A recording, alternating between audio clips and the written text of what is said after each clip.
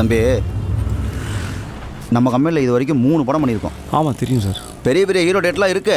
நல்ல கரெக்டான நாளாக வரும்போது ஒரு சிட்டிங் உட்கார வச்சிடுறேன். கண்டிப்பாக சார். இந்த சாப்பாடு ஜூஸுக்கெல்லாம் பே பண்ணிட்டியாப்பா? பண்ணிட்டேன் சார், நான் பண்ணிட்டேன். அப்படியே ஒரு 200 இருந்தால் கொடுத்துட்டு போயேன், பெட்ரோல் போகணும். உங்களுக்கு 3 பசங்கள சொன்னாங்க. ஆமா, கடைசி பையன் வந்து சினிமால அசிஸ்டன்ட் டைரக்டரா இருக்கான்.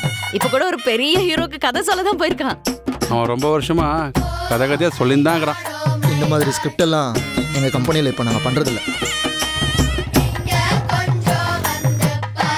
இன்னமும் உங்கள் பசங்களாம் ஒன்றா சேர்ந்து படம் பண்ண போகிறதா உங்கள் பையன் என் பொண்ணுக்கிட்ட சொல்லியிருக்கிறாரு. உன் தம்பி என்ன சங்கரா இல்லை ராஜமௌலியா?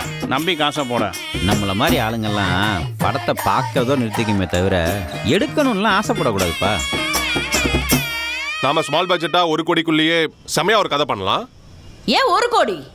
பாகுபலி மாதிரி 500 கோடிக்கு பிரம்மாண்டமா படம் எடுங்க.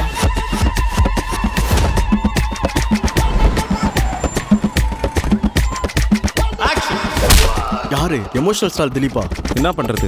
இனிமே பேன் இண்டியா தான். ஏய், பாடையை கட்டா தூக்க கீழே விட்டு என்ன பாடையில ஏத்திராதியா. முதல்ல உங்க பொண்ணு எங்க? ஓ, அப்போ உங்களுக்கு ஓகேவா? மொத்த குடும்பம் ஃப்ராட் குடும்பம் மேடம். தேட்டர் வந்து நம்ம ஷார்ட் ஃபிலிம் பண்ணார் அவர் தானே, அவரே புக் பண்ணு. அவர் தான் 10,000 ரூபாய்க்கு 10 படம் எடிட் பண்ணுவார். உங்கள் படத்தில் ஐட்டம் சாங் இருக்கா? இருக்கு. அந்த நிலாது வானத்து மேல இடுப்புக்கு ஒரு க்ளோஸ். ராக் ஸ்டார்னா அனிருத்தா டிஎஸ்பியா?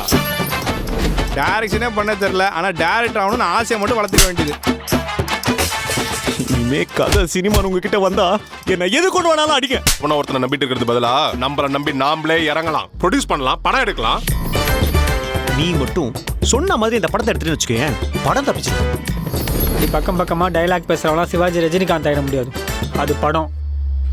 இதுவும் படம் தான், ஃபேமிலி படம்.